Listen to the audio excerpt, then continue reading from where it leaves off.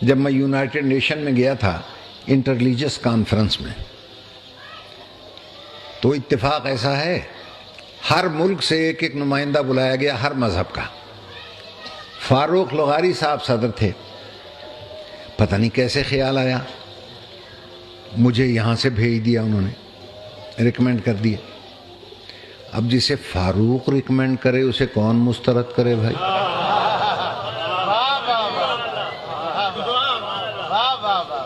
میں بھی پہنچ گیا وہاں، تو ایک منچلے پنڈت نے پوچھا مجھ سے، سری لنکا کا تھا یا بھارت کا تھا،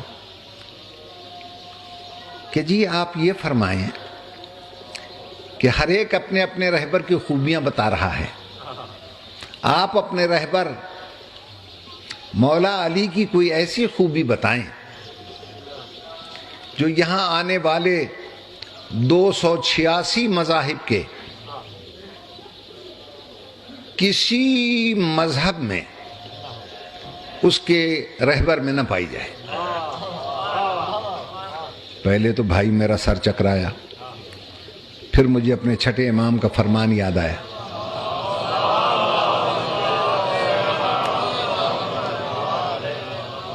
میرے چھٹے امام نے ارشاد فرمایا ہے کہ جب کوئی ہمارے بارے میں ایسا سوال کرے کہ جو تمہارے ذہن میں پریشانی کا سبب بنے تو پریشان نہ ہونا، میں وعدہ کرتا ہوں جہاں تمہارا ذہن کام کرنا چھوڑ دے گا ہمارا ذہن تمہارے ذہن میں کام کرنے لگے گا،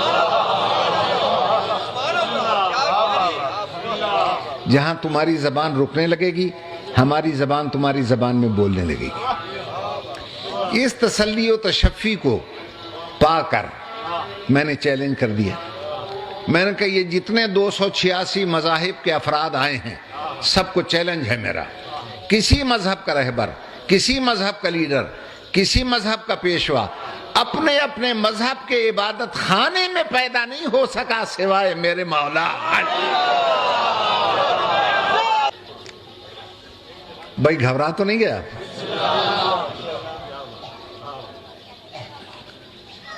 تو اس لیے میں نے کہا، کہنے لگا کوئی اچھی طرح سمجھا دیں مجھے، میں مسلمان ہوں نہیں۔ میں نے کہا بھارت کے ہو؟ کہنے لگا ہاں ہم لوگ اصلی طور پہ تو وہیں کے ہیں۔ میں نے کہا بھارت زرعی ملک ہے؟ کہنے لگا ہاں۔ میں نے کہا وہاں باغات نہیں لگتے؟ کہنے لگے لگائے جاتے ہیں۔ میں نے کہا وہاں کے آم مشہور ہیں؟ کہنے لگا جی ہاں۔ میں نے کہا جب کوئی آم میٹھا پھل دینا بند کر دے، توجہ ہے یا نہیں ہے، تو پھر اس کی نسل کیسے چلاتے ہو؟ کہ پیوند کے ذریعے۔ میں نے کہا بس یہیں سے سمجھ لو، اللہ نے کائنات میں ایک نبوت کا درخت لگایا، جب 1,24,000 بہاریں دیکھ کر وہ بلا فصل ہو گیا، اب اس پر ثمر آنا بند ہو گئے نبوت کے، تو اللہ نے اس کی نسل کو آگے بڑھانے کے لیے اسی جنس کا ایک پودا سرکاری بنگلے کے گملے میں پیدا کر دیا۔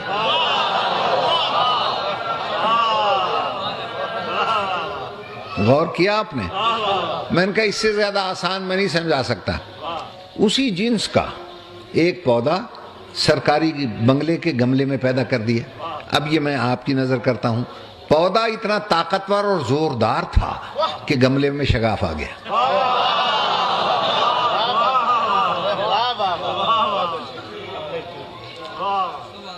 شگاف کو پر تو کیا گیا مگر پھر وہیں سے شگاف آ گیا۔ آج تک کعبے میں لکیر ہے، توجہ ہے یا نہیں؟ کہنے لگے جب اتنا بڑا رہنما ہے آپ کا تو آپ سنی شیعہ میں کیوں تقسیم ہیں؟ ہم نے کہا نہ ہم کوئی سنی ہے اس کے لیے نہ شیعہ ہیں، پنڈی جی ہم سب سنی شیعہ ایک ہیں۔ کہ ایک ہو کیسے ایک ہو؟ نام دو ہیں۔ میں نے کہا ایک اس طرح ہیں کہ وہ جو کعبے میں لکیر ہے نا، ہم سب اس لکیر کے فقیر ہیں۔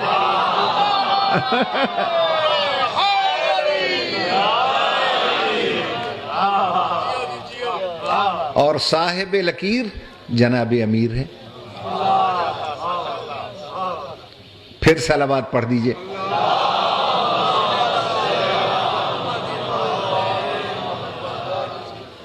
توجہ فرما لیا آپ حضرات نے. بس اب اس سے زیادہ میں زحمت نہ دوں آپ کو. میرے محترم سامعین، جس کے لیے پیغمبر نے فرمایا مظہر العجائب، یہ تو مظہر العجائب ہے.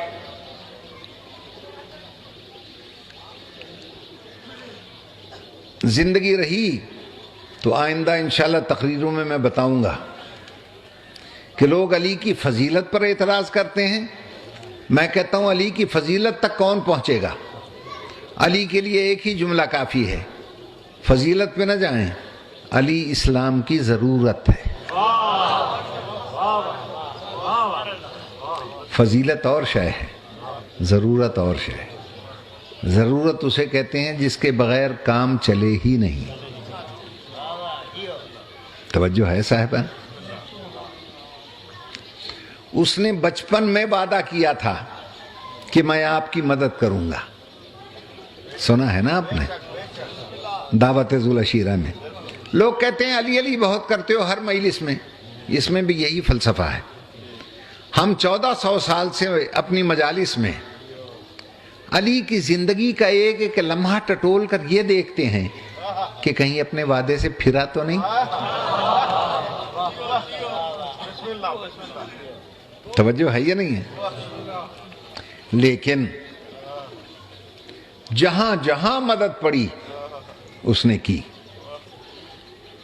میری بات پہ اور جہاں جہاں مدد کی ضرورت ہوئی، احد ہو، خندق ہو، بدر ہو، حنین ہو، ارے جہاں ساری گاڑیاں پھنس گئی تھیں.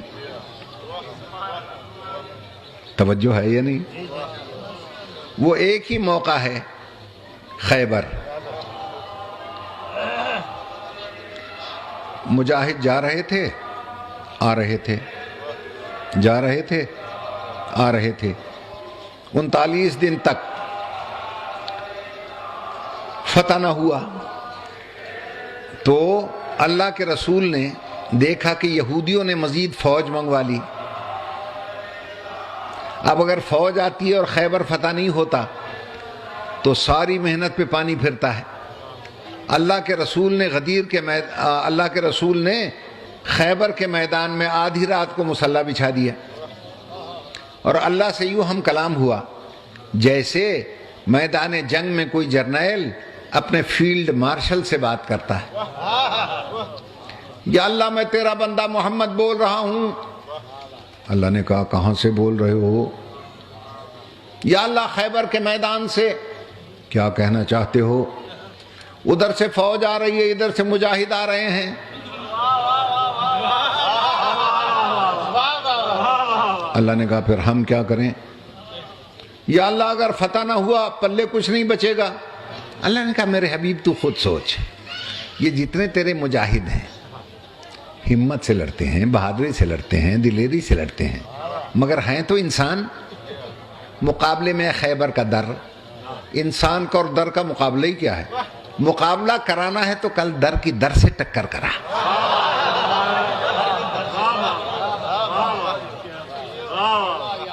ایک طرف خیبر کا در ہو، مقابلے میں تیرے علم کا در ہو، دونوں کی ٹکر ہو، پھر پتا چلے کون در بدر ہو.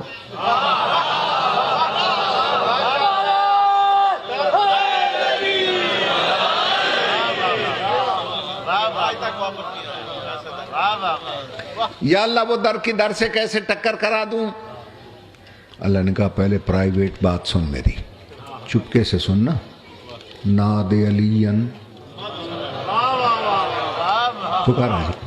مظہر العجائب، مظہر العجائب ہے. دون لگا فی النوائب، مشکلات میں اسے مددگار پائے گا. کل ہم و غم سے انجلی، ظاہری باطنی سارے غم ختم ہو کے رہ جائیں گے. بھئی یہ سننا تھا کہ عاملہ کے لال نے انگڑائی لی. وادی خیبر کا ذرہ ذرہ ہمتن گوش ہو گیا. علم حامل علم کے انتظار میں تیار ہو گیا. رسول نے علم پہ ہاتھ رکھا، مدینے کی طرف رخ کیا. ایک ہی سانس میں آواز دی یا علی ادرکنی.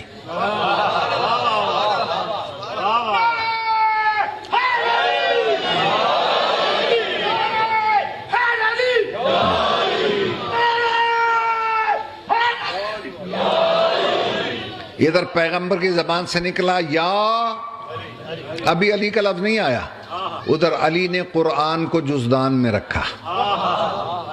پیغمبر نے کہا علی، علی نے کہا قمبر جلدی میرا گھوڑا لے آؤ، جلدی کرو جلدی کرو. پیغمبر کی زبان پر آیا ادرک، قرآن ناطق رحل زین پر مکین ہو گیا. ابھی ادرکنی کی یہ مکمل نہ ہوئی تھی، ابو تراب نے تراب کو سمیٹ کے آواز دی السلام علیکم یا رسول اللہ، میں آ گیا، کیا حکم ہے؟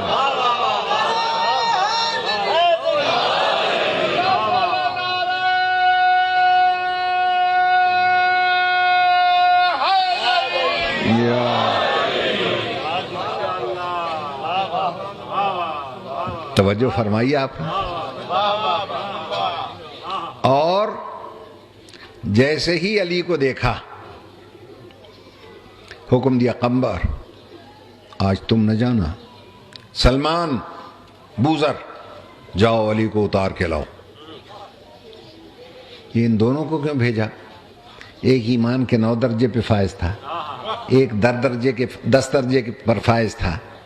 کل ایمان کو اتارنا تھا. اب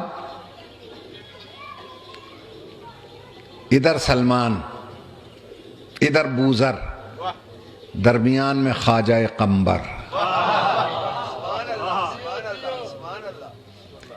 ایک طرف بوذر، ایک طرف سلمان، بیچ میں علی مع القرآن. اور صاحبان ذوق، صاحبان معرفت کے لیے ایک جملہ کہتا ہوں، ایسا لگ رہا تھا ایک طرف جوشن صغیر، ایک طرف جوشن کبیر، درمیان میں جناب امیر.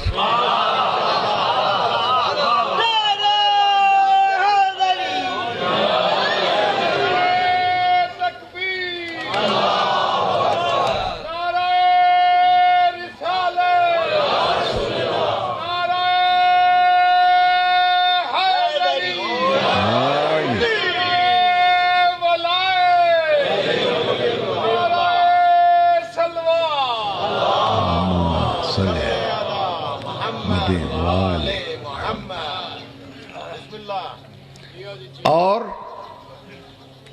پیغمبر نے علی کا سر سینے سے لگایا اور ارشاد فرمایا کہ انا دار الحکمت وعلی بابھا. حکمت کا میں گھر ہوں، یہ علی اس کا در ہے. در کی در سے ٹکر ہو رہی تھی نا، تو در کا تعارف کروایا، میں گھر ہوں اور علی اس کا در ہے. اب میری بھی ایک بات سن لو. جیسے ہی پیغمبر نے کہا یہ حکمت کے گھر کا در ہے، سارے نعت خانوں کی روحیں مسجدوں میں پکار اٹھیں، سارے نبی تیرے در کے سوائے.